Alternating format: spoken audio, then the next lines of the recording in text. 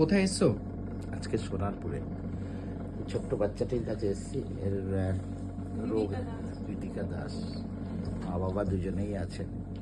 আর এনার তো বাচ্চাটির যেটা রোগ হয়েছে, 16 কোটি টাকা লাগবে একটা ইঞ্জেকশন।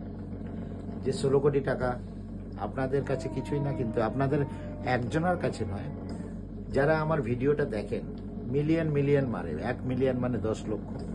10 লক্ষর মধ্যে যদি 10 লক্ষ মানুষ 160 টাকা করে দেয়, তাহলে কিন্তু 16 কোটি টাকা কালেকশন হয়ে যায়।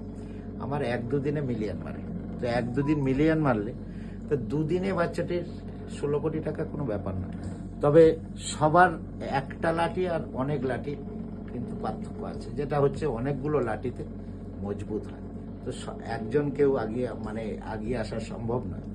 এর জন্য আপনাদেরকে আবেদন করছি, আমার ভিডিওটা যদি 1 মিলিয়ন কেউ লোক দেখেন, তো 1 মিলিয়ন মানুষকে আমি আবেদন করছি 160 টাকা। 1 থেকে 1.5 লিটার তেল একটু কম পোড়ান, কিন্তু একটু 160 টাকা দিতে এমনি আপামর জনগণের কিছুই অসুবিধা হয়। আমার স্পিচলেস হয়ে যাচ্ছি যে এইটুকু বাচ্চার সে হয়তো রোগ বিষয়ে কিছু জানেও না এখনো পর্যন্ত, এখনো কিছু জানে না তার কি হয়েছে।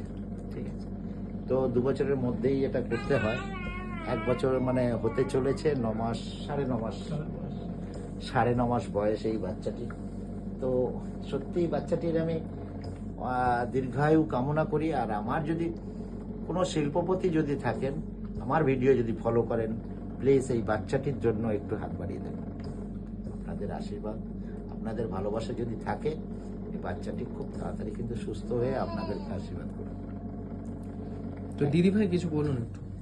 সবার কাছে অনুরোধ করব, সবাই তো ওর রোগটা সম্বন্ধে জেনেছেন যে ও স্পাইনাল মাসকুলার অ্যাট্রোফি,